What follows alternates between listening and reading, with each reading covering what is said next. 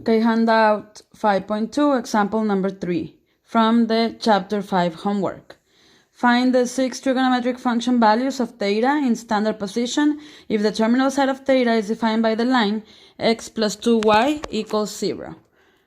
So again, if you don't have a visual representation, it's always good in a pre-calculus class or in any math class to provide one. So you start with drawing the situation. Okay, so you have the Cartesian coordinate plane, and let's see how that line is going to look. So when the line is in standard form, it's a little bit hard to draw the line because you don't know if it's gonna go up or down. So if you solve for y, it's gonna be y equals negative x divided by 2. So this has a slope of negative 1/2, this line. So it's y equals negative 1/2 x. Okay, so it's a line going down. We're gonna do our line going down.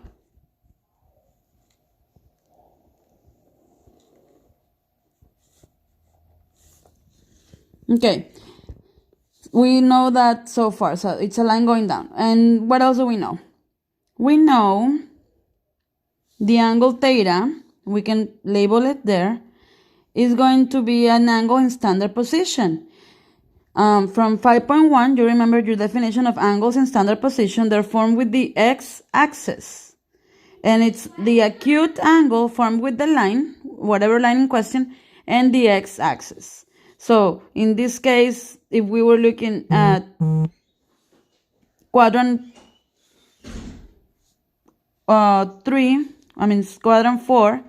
the acute angle theta is going to be formed with the line and the x-axis. So now we're going to form a right triangle, and we need some measurements.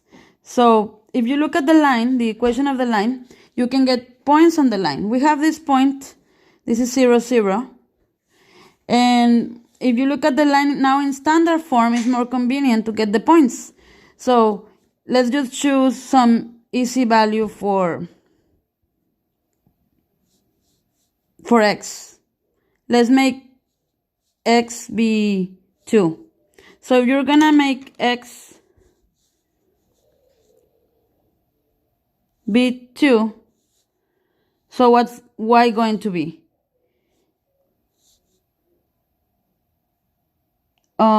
If x is 2, it's gonna be negative 2 divided by 2. Y is going to be negative 1. So y is going to be negative 1. So just to spot some of the points on this line, you can choose different values for x. So in this case, I chose 2 because it was easy, because 2 divided by 2 is 1. So then y is negative 1. Negative 2 divided by 2 is negative 1. Okay, so this point right here that I found was 2, negative 1. Okay, now that I have 2 points on the line, well, we have some of the sides of the triangle already. So this side is your your y coordinate, right? This side. So this side is negative 1. And this side is 2. Okay? So now all you need to know is this side in order to get the 6 trigonometric function values.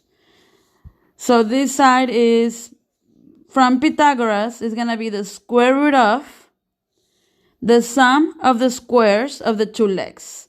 So 2 square plus negative 1 square is going to be 4 plus 1 square root of 5. That's this side. So now you have your theta value just labeled as theta, and then you have the 3 lengths of the triangle. Now you can get all 6 trigonometric function values. So sine theta, cosine theta, tangent theta. We're going to get those 3. Okay, the other 3 you're going to continue to get by doing the reciprocal. Seno, coseno, tangente. Okay. Cotangent theta, secant theta, and cosecant theta. Okay, so we just need to get these three, and then we do the reciprocals for the other three. Okay, so sine theta is going to be opposite over hypotenuse. So sine theta is going to be -1 over square root of 5. Cosine theta is adjacent over hypotenuse. So it's going to be 2 over square root of 5. Tangent theta is opposite over adjacent. So -1/2.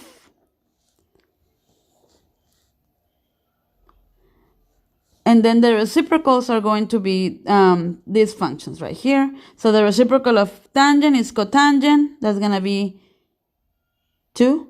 The reciprocal of cosine is secant. So it's going to be square root of 5 over 2. And the reciprocal of sine is cosecant. And that's going to be square root of 5. Okay, what about the sines? Okay, so we are in quadrant 4. Since we're in quadrant 4, we have this little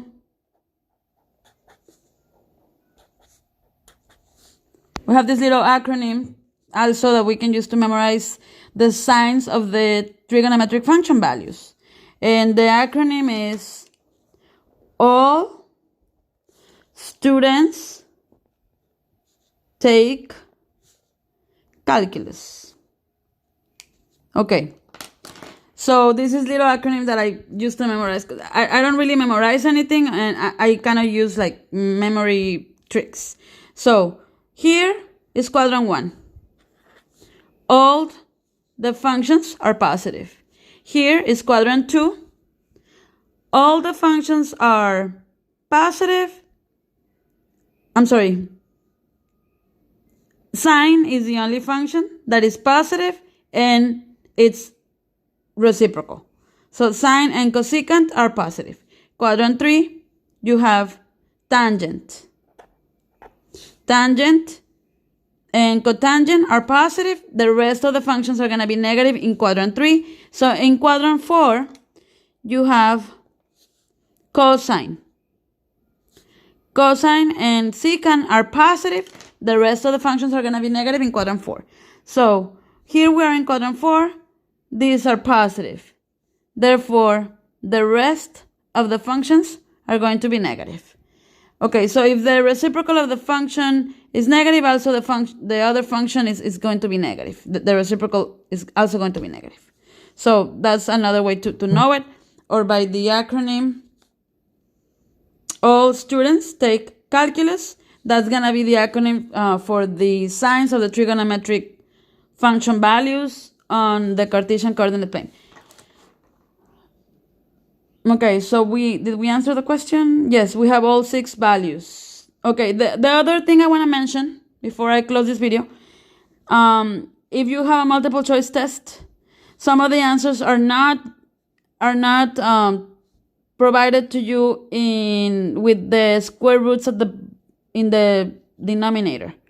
So you will need to rationalize it. So to rationalize the answer, you have to multiply by something that doesn't change the answer. And that will be 1. So if you multiply by 1, the answer is going to stay the same and you can rationalize it. Except that you're going to multiply it by a form of 1, which will be a form of 1 here that will be convenient to use so that we don't change the answer. So short for a form of 1 is foo. We're going to multiply it by a foo. The foo we're going to use for this answer is the square root of 5 over square root of 5, which is 1. So if we multiply this by square root of 5 over square root of 5, we get the same answer and nothing changes. But you will be able to find it on your multiple choices. So that gives you negative square root of 5 divided by 5. Because you multiply fractions just like sideways. So that's going to be the answer for sine of theta. and it's already rationalized. We're gonna do the same thing for cosine, and that's it. The rest are okay. Okay, so we're gonna multiply it by a full, the same full, or form of 1, square root of 5 over square root of 5. If we multiply it, it's gonna be times square root of 5 over square root of 5.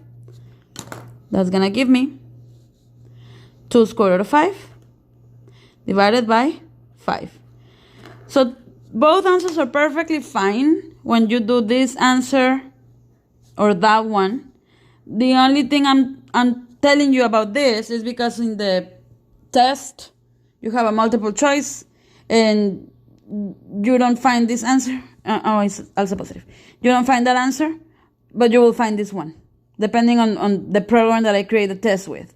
So that way you know, oh, it's because it's been rationalized. Okay? Okay, thank you.